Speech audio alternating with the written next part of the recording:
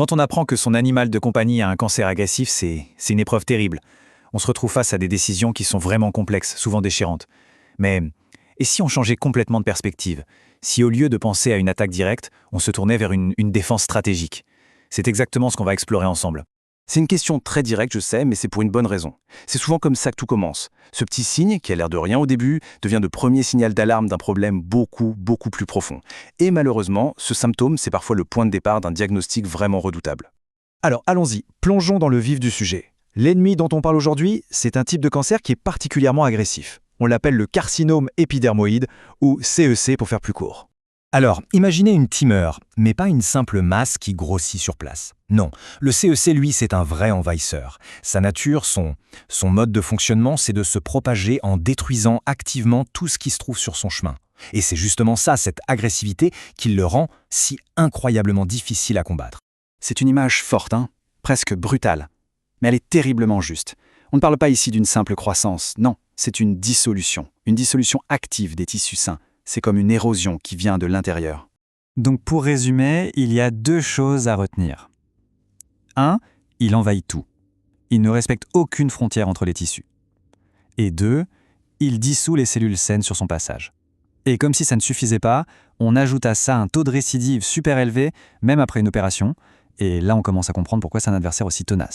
Face à un ennemi pareil, on comprend tout de suite le sentiment d'impuissance qui peut s'installer. C'est logique. Et ce désarroi, il est encore plus grand quand le cancer touche des zones aussi délicates que le visage ou la mâchoire.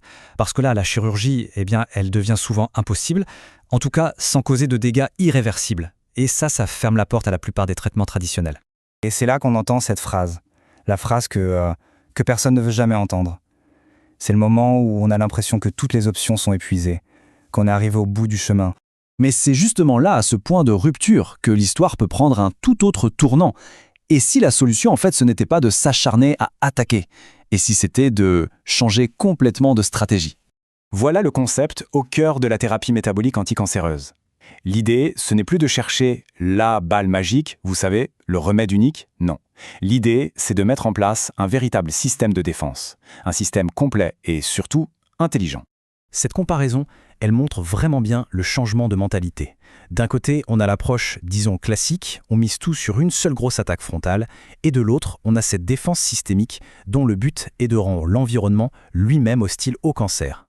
On cherche à bloquer toutes ces tactiques de survie en fait. L'objectif est donc très clair. Il s'agit de démanteler, pièce par pièce, la capacité du cancer à fonctionner. Et pour y arriver, cette thérapie va s'attaquer à 5 points stratégiques bien précis. On va les détailler maintenant. Alors, entrons maintenant dans le cœur de cette stratégie. Il faut vraiment la voir comme un plan de bataille, un plan qui se déroule sur 5 fronts différents, mais parfaitement coordonnés. Alors voilà, ces 5 piliers, ce sont: premio, renforcer les murs; deuxio, supprimer le feu; tertio, épuiser l'énergie; quatrièmement, bloquer la réplication; et enfin, cinquièmement, sceller les voies. Chacun de ces piliers va cibler une faiblesse bien précise du cancer. Et ensemble, ils forment une défense vraiment solide, en profondeur. Voyons ça d'un peu plus près. Le premier pilier, renforcer les murs. L'idée ici, c'est de contrer directement cette capacité du CEC à, entre guillemets, faire fondre les tissus. Comment? En bloquant les substances qu'il produit pour faire ça. Du coup, on renforce les cellules saines, on les aide à résister à l'invasion. On construit, littéralement, un mur de défense. Le deuxième, supprimer le feu. Là, on s'attaque à son carburant. Il faut savoir que le cancer adore l'inflammation chronique, ils sont nourris. Donc en perturbant ces signaux d'inflammation, on lui coupe les vivres en quelque sorte. Ça a pour effet de refroidir la zone et au passage de réduire la douleur. Troisième pilier, épuiser l'énergie. C'est simple, on affame l'ennemi. Les cellules cancéreuses, ce sont des goinfres en énergie, elles en consomment énormément. L'idée, c'est de couper leur ligne d'approvisionnement pour les priver de la force dont elles ont besoin pour grossir. On les force à entrer dans une sorte d'état de dormance. Quatrièmement, bloquer la réplication. Ici, on va saboter sa capacité à se multiplier. On va s'attaquer à son usine de division cellulaire. Le but, c'est d'y introduire des erreurs. Comme ça, à chaque fois qu'une cellule cancéreuse essaie de se dupliquer, le processus est faussé et ça la force à s'autodétruire.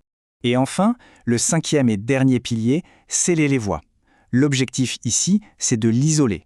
On va bloquer les routes que le cancer emprunte pour voyager dans le corps, principalement les vaisseaux sanguins, et en faisant ça, on réduit drastiquement le risque de métastase, c'est-à-dire sa propagation à d'autres organes.